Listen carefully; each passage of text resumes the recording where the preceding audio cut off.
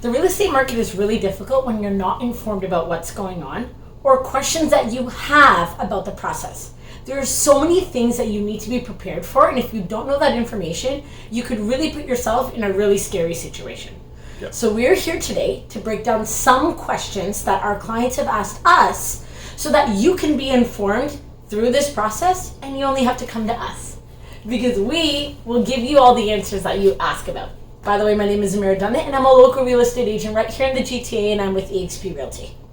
My name is Steve Dunnet, and I am a local mortgage agent in all of Ontario. Local? All of Ontario? All of Ontario. Makes a lot of sense. That's fine. And I am with FC Funding. So I brought on my husband today because a mortgage agent and a real estate agent are your best team to work with. And that's why we call ourselves the Dunnet Duo. Because we're going to get... We're super corny. Because we get your deals done as a duo. I love it! All right, guys, let's jump right into it. Steven, your first question. Are you ready? Yeah, I'm ready. I feel like you're on, what's that millionaire show called? That you get asked questions and you have 4 answers and you get money. Who Wants to Be a Millionaire? There you go. Yeah, that's right. See, he finishes my answer. It's great. It's wonderful. My question. All right, how would you ask me a question? I think I just dig myself a hole all the time. Okay, let's go. So, Steven. Yeah. Your very first question. Are you ready? I'm ready. You sure? I'm sure. Okay. So, what is the difference between going to a bank and going to a mortgage agent? Can I just walk across the street and go to RBC? Good question. And I'm very passionate about this question, so I'm going to try to keep it simple. Because there is a high-level answer to this, and then there's a simple answer to this. So keeping it simple, customer service is a big thing for me. I want my clients to have the smoothest process they possibly can. And with that being said, I am accessible pretty much 7 a.m. to 10 p.m. 7 days a week. So if my clients have any questions through the process, or if they want specific numbers on a property that they're looking to submit an offer on, they have access to be able to get the exacts of what they're looking for, which I think is really big. That was the biggest thing for one of our clients. Like, every condo we went to had different maintenance fees and different taxes, and that actually fluctuated her approval amount for every single one. So being able to call you through that process made it super easy, because adding an extra $10,000 on an offer made such a big difference in the condo market. For sure. So it helped us a lot. For sure. Yeah.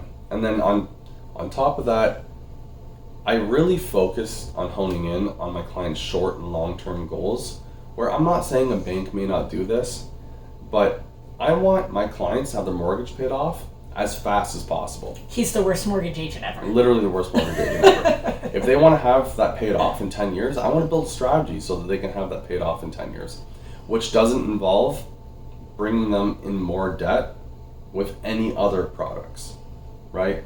Which is kind of like a bank's model. They want to cross-sell you on as much as they can. That's why they want to pull you in with a mortgage, so that they can give you more debt. Other avenues of debt, right? They are a business. At the end of the day, the banks run a business. Mm-hmm. And with that, when you go to a mortgage specialist at a bank, they have a boss, and that boss works for the bank. So I'm able to give my clients an unbiased opinion, and I have access to over 100 different lenders. Mm-hmm. Now, obviously, we don't use 100 different lenders for every situation, but I have access to anything you would need, whether it's a purchase, a second home, a refinance, home equity line of credit. I have access to different scenarios and different lenders for every scenario. I think it's so beneficial to go to someone like a mortgage agent because they work for you. They are the middleman between the bank and you. So they have the fiduciary duty to work for you, not for the bank, even though they work for the bank, but their fiduciary duty is to work for you. While the bank has a boss, like you said. Who's your boss? You. Me. And you at the time, essentially. Yeah, you tell them what to do, okay? You tell them what to do. And then with that strategy, I want to ensure that at every renewal, whether it's 3 years, 5 years, that we are regrouping, we're having a conversation of where your family is, and then we're going from there and basing your renewal off of that. So that every year I am following up with my clients, ensuring that their financials are where they want to be. Go ahead, say your sentence. I want to ensure your mortgage works for you instead of you working for it. It's like a tagline to every one of my videos. But it's true, because I don't want people put in a scenario where in the past 2 years they've had a variable that skyrocketed on them and then they're house poor. I don't want that for my clients. And it's really critical to look at risk assessment and not just the lowest rate. Yeah. Which is what we try to do. Right? 100%. That is definitely what we try to give our clients. And then on top of that, my services, for the most part, are completely free. Wait, what? Yes. Completely free. You don't charge anybody? The lenders pay me for... I was going to say, you don't bring money into the house because no one pays you? No. Bro. Yeah, completely free. No one pays me. Yeah. The lenders give me a finder's fee for bringing your business to them. And then because I am a middleman of sorts, I'm able to negotiate better rates from you from different lenders. I like that. Yeah. I'll not pay you. It's fine. When you do our renewal, we ain't paying you. No. The bank is. With 100,000 realtors out there, everyone knows one, right? Might be your uncle's, cousin's, nephew's, dog walker's hairdresser is also a real estate agent. But you're going to use the uncle before you use the dog walker's hairdresser. Yeah, because the uncle also got a real estate Yeah, license, of course. Right? So, what separates you from the pack, and what should you be looking for when you are trying to find a real estate agent? Okay, number one, you want to interview multiple real estate agents. Just because you know someone doesn't mean that they're going to be the best fit for you, okay? And you are the most important person in this scenario when it comes to looking for a real estate agent. Everyone just picks someone that they know. This is the only business, I think, that happens so much, where they're like, this agent's part-time. They haven't sold a house in 5 years, but I'm going to pick them because my uncle knows them. And there's so many of us. So interviewing agents is my number one thing to tell you. I have a video that I'm going to post right here somewhere that actually is about the 10 questions you want to ask your real estate agent when you interview them. So please interview them. There's a lot of people that want like the discount. They want the 1% realtor. And honestly, I don't know if I would say that is the best pick, because 1% realtors, number one, I think are transactional. They need to have a solid income each year. They need to do multiple transactions to keep up with the amount that they need to make each year. While if you go with someone that is going to put everything into it, like if you're hiring me, I'm giving you full service. I'm getting stagers. I'm getting movers to help you move everything out of your house. I'm getting a storage unit so that you can put all that stuff in there so that it's not sitting in your garage and you can use the garage as a selling point. I am making social media videos for you to show your property, hiring videographers, stagers, all of that stuff to make sure that you present your property to the max. Those 1% agents, I've seen them use their cell phone to portray your property with just cell phone photos. It's like $300 to hire a photographer. Like, I really don't understand why they even use cell phone photos, because it's not that expensive if they are even getting 1% of the purchase price. I've personally seen this firsthand, where my wife has spent 1% of a 2.5% commission on staging the property, doing all these services that she has said, to get top dollar for the property. And now, would you say with that, because I know realtors kind of have a bad rap, and a big issue of that is because these 1% realtors don't put anything to the home. They take cell phone pictures, they throw it up on MLS, and because the market has been hot the past 2 years, it's just been working, which then they're just making hand over fist, and it's not really fair to the client, because they could have got more for the property. And now we're in a market where you have to portray a property to the best of its ability. Yeah. Because if you don't, it's just going to sit on the market. Even if you do, it still sits on the market, but you need to at least make it as appealing and as exciting as possible to have people walk into that home.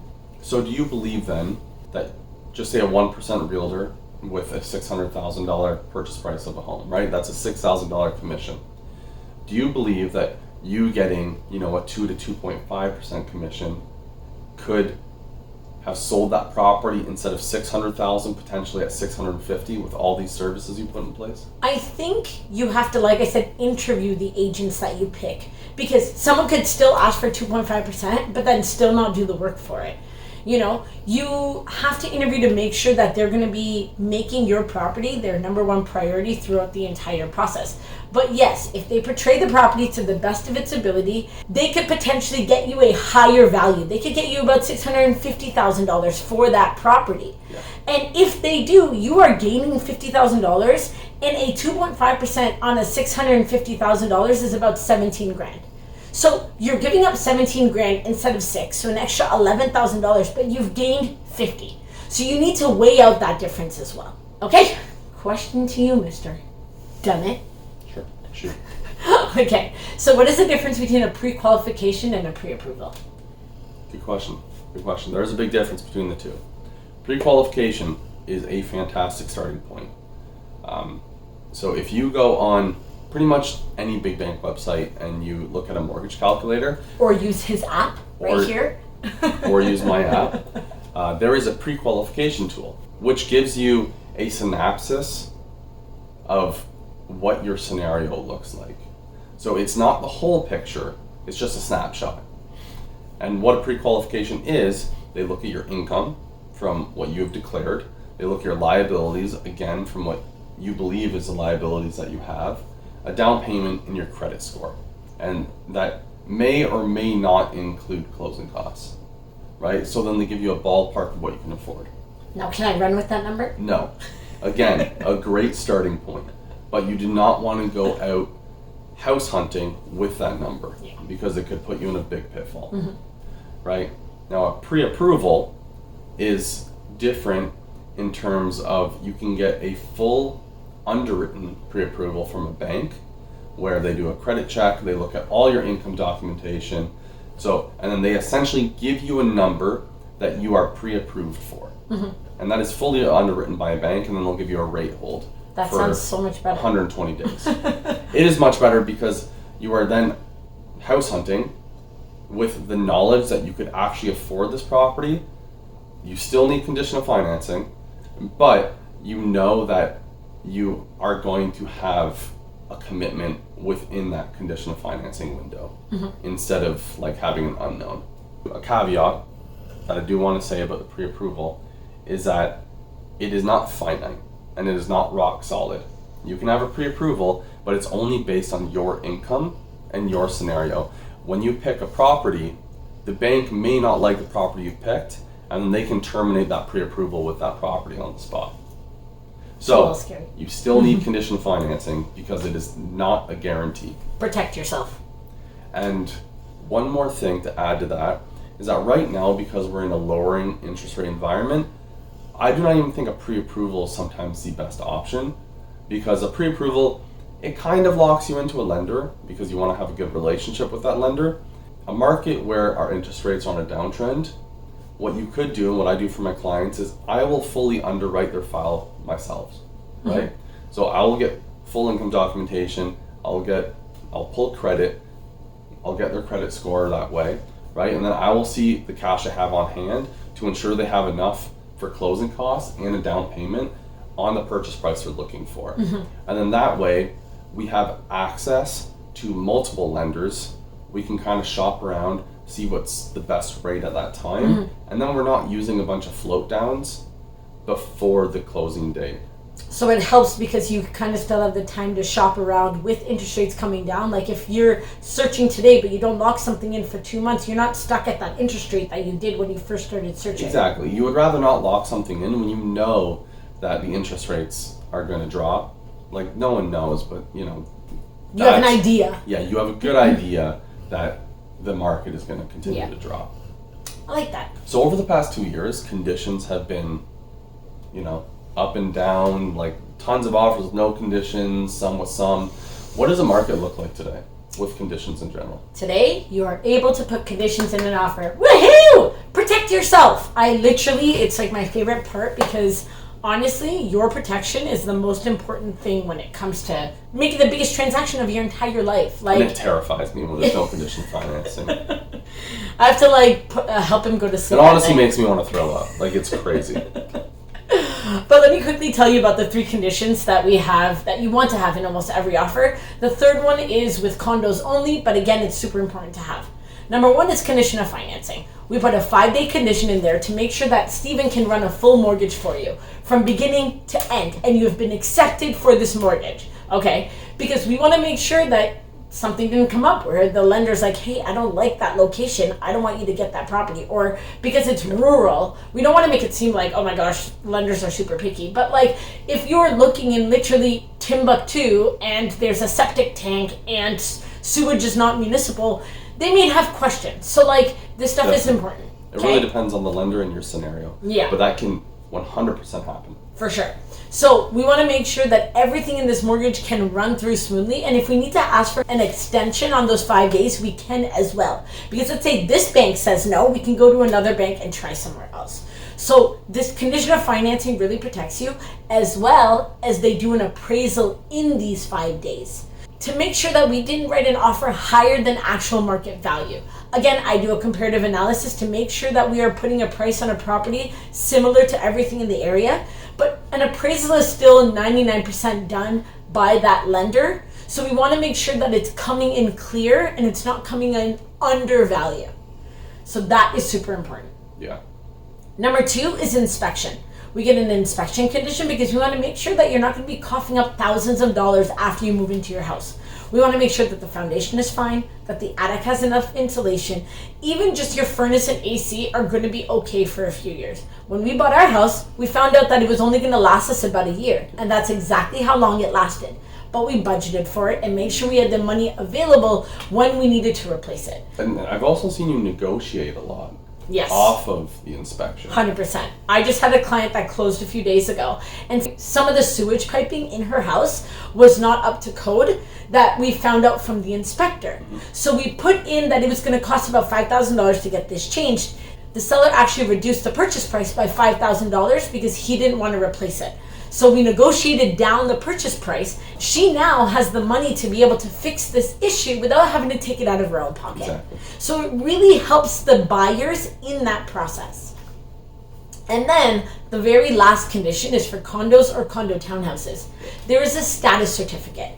That status certificate tells you if the corporation is going under bankruptcy sometime soon, how much is left in the reserve fund, if there is a special assessment coming up. Like for example, there was a condo that I knew that already had $1,000 in maintenance fees that this client was like, I'm buying, I don't care, I'm gonna get it. And I was like, hold on a minute. There's an additional $300 a month that you have to put as a special assessment on top of that $1,000 in maintenance fees that you have to give up for another 6 months. And then if that is already an issue, what else can come up? That $300 is going to help build the reserve fund, but it's because they have an elevator that's broken, that they're not going to take that money and use it towards fixing that elevator, which means that reserve fund is still going to go back down. So it's like you have to know what is going on in the status certificate about this condo to make sure you're making the right choice. And if not, you have the ability to walk away because things have appeared that you didn't know about. Hopefully we don't get back into the scenario of writing no conditions on an offer because it is to protect you, but we'll see where the market That would literally takes be us. crazy. Yeah. Because the biggest advantage of the conditions is to protect you within the home buying process because it's not as simple as 1, 2, 3. Yeah. Right? There is a lot of moving parts when you're purchasing a home. Despite what some people may believe, it is a very difficult process, it is very stressful, and you want to protect yourself in every step of the process. For sure. And that's what we are really big on. Very much so. I literally have sleepless nights if people have no condition of financing. I'm not kidding. It terrifies me. Even if I know they're 100% secure. Yeah. Just anything could happen. Yeah. You could get an appraisal that comes back $50,000 less because the person doing the appraisal didn't do a great job. It happens. But you can then go to another appraisal, right? But then you got to go to another lender. It's tough. Yeah. You just Yeah. need the time. Yeah, you do need the time, Right? for sure. It's tough. Thanks for sitting with us through this. I know some of the questions can be really long-winded, but there's a lot that goes on, again, in every step of the process, and we just want to make sure that you are fully informed so that you are empowered to make good decisions. Right. Because throughout this process, good decisions matter. Yeah, They really do. 100%. And the correct guidance is critical. For sure. We're trying to give you every single amount of information that we have about just these 4 questions. And honestly, I know you have a lot more. So if you could write them in the comments for us, the next time we make a video like this, we're going to answer these questions that you have. And if you don't write any, we'll make up our own. There's so many things you could talk about. Our contact information is right below. I'm also going to leave our phone number right here so that you guys can reach out to us at any time. Calendar is down there as well if you want to book a 30-minute consult with us. You have us right there at your fingertips. Pick a time. It's available for you.